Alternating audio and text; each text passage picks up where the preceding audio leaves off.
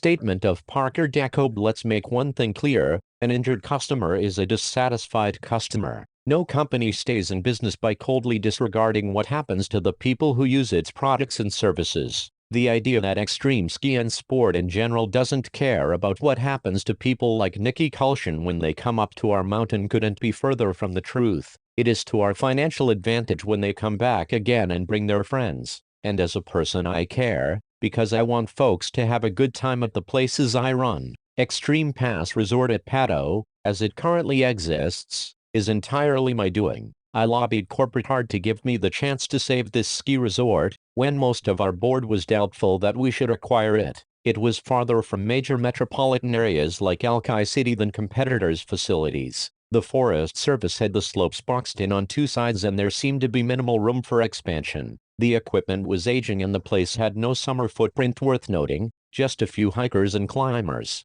The lodge was shuttered and silent for at least 6 months out of every year. Besides the professional challenges the area presented, my reasons for taking on this project were personal. My dad was career Army and for several years he was stationed as the instructor at a firing range 60 miles from the mountain. I lived in Pato's shadow, heard its legends, thrilled at the sight of it outlined by a red sunset or shrouded in clouds and mist. We moved on to other posts and other places, but I never forgot that mountain and its solitary beauty. When the chance to acquire Pato Ski Lodge presented itself in 2011, I had already worked for Extreme Ski and Sport for years. As the chief of veteran acquisitions, my job at the time was to keep an eye out for floundering recreational properties and to develop a proposal for purchase and a business plan. I usually managed my finds for a year, to make sure everyone in management was on board with the long-term plan. Then I would move on to the next project. But I was so enamored with the idea of developing the Extreme Resort at Pato that I asked to stay on as the on-site manager until the property's value was fully realized. The first order of business was upgrading the ski experience. The previous operators were still using some of the original lift equipment, which took forever to reach the top of the relatively short runs.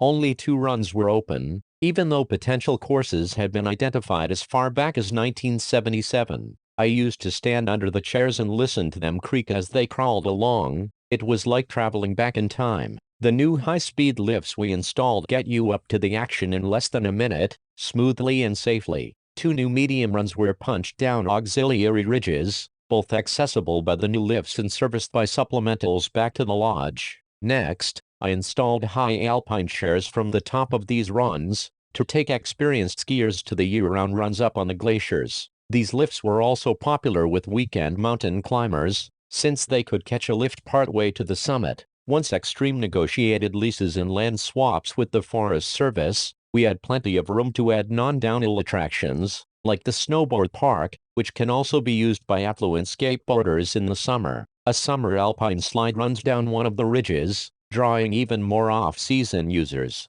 and we hope to eventually construct additional places for warm-season users, like a zip-line course. Valhalla's lame idea for a bobsled luge run is not in our long-term plan. It just didn't pencil out financially, too much in ground expense and maintenance for relatively few users. I try to explain these realities to Val, but sometimes dreams don't bend to reality. Extreme Pass is primarily about skiing and snowboarding, and like most resorts we have been forced to turn to snow production to support our operations at the beginning and end of the season. Sometimes, we even supplement our lower courses in the winter, when safety dictates a thicker base than the weather has provided. If we know that a dump of fresh powder is expected, we may lay down a few inches of the fake stuff just before it arrives, so there is less need for grooming and the natural coating lasts longer. The equipment is noisy when it runs and it does use power and water, but the slight environmental disruptions, usually before people arrive on the slopes, are outweighed by the substantial upgrade to our product. The cannons are well worth the investment, believe me.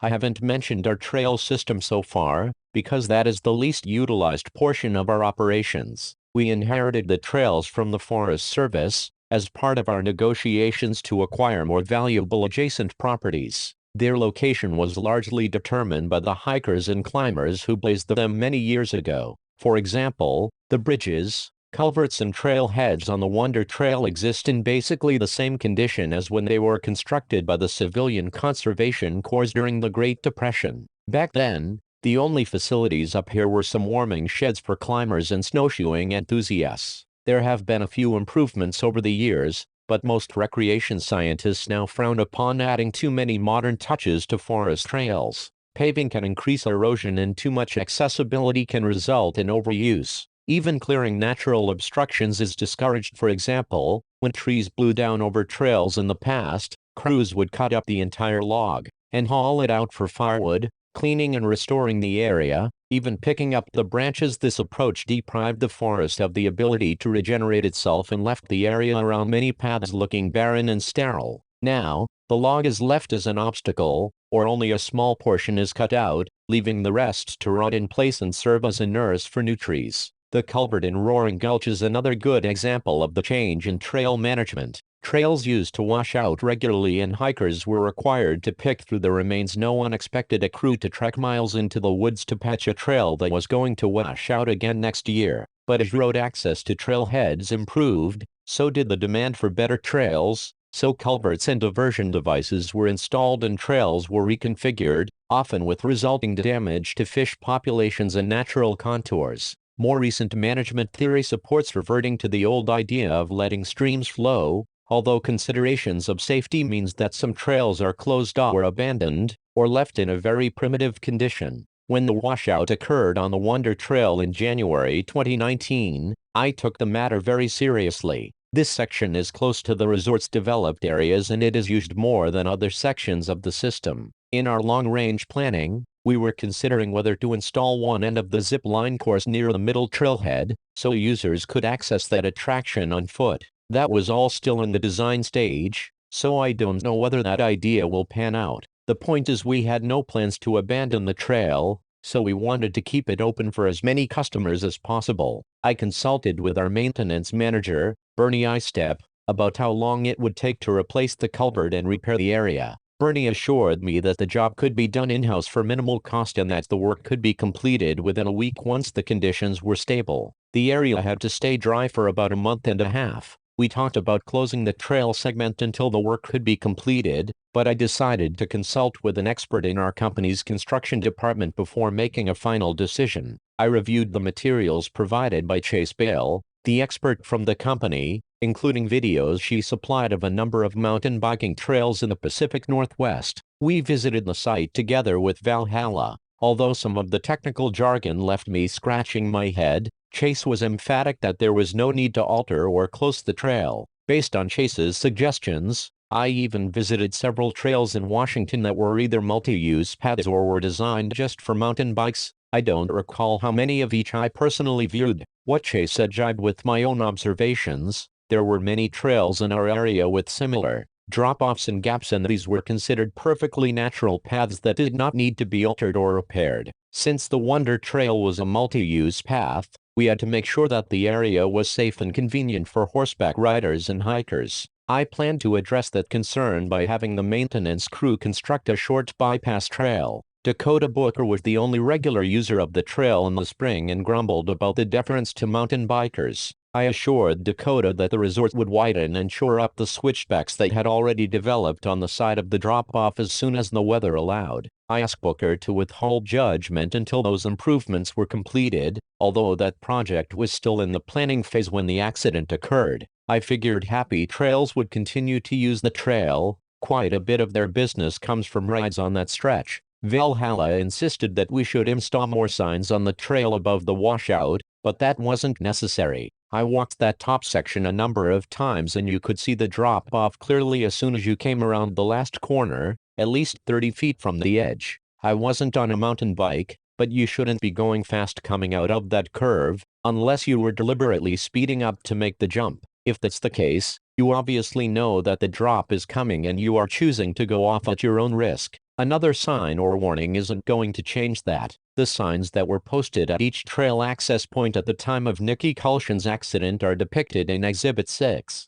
As you can see, the information contained in the signs accurately describes what a user can expect on the trail. The trail is difficult, rocky and primitive in places, with ups and downs along a steep mountain slope. We did not post a warning around this specific hole, just as we did not post a warning in numerous other places where the trail is rough, or dips down or passes through shadow or bright sunshine. If we did that, there would be a sign every 50 feet. There is simply no need to advise mountain bikers of these open, latent natural hazards. We did add some additional warnings to our signs after the accident, at Valhalla's suggestion, but I still don't think it was necessary. I was in my office at the resort lodge when the accident occurred, and our personnel responded promptly after we received word that Kulshan was injured. Our operations included an on-site rescue unit with trained medical personnel. Because the mountain is 50 miles from the nearest clinic, the EMTs mainly handle frostbite in the winter and dehydrated hikers in the summer, but they can set broken bones, deal with trauma and shock, the whole 9 yards. The plaintiff was stabilized at the scene and promptly transported to the nearest hospital for follow-up care. It was my understanding that Kulshan fully recovered and was released shortly after admission. Extreme Resorts sent the plaintiff a nice floral arrangement and a couple of free passes for the next ski season. That wasn't an apology, it was simply a courtesy we would extend to any customer who didn't have the best time while visiting us. We don't charge anyone to use the trail system around the resort, but we do require a parking permit, so we can keep track of who is in the area on any particular day. We do charge a small fee for this pass, which is displayed on the car's dashboard. Staff checks for the permits throughout the day, although they usually don't ask you about them unless you happen to be at your car when they drive through. I suppose it would be possible to visit the area in someone else's car without a personal permit, although that is against the rules. Our records show that Nikki Kulshan had a permit on May 18,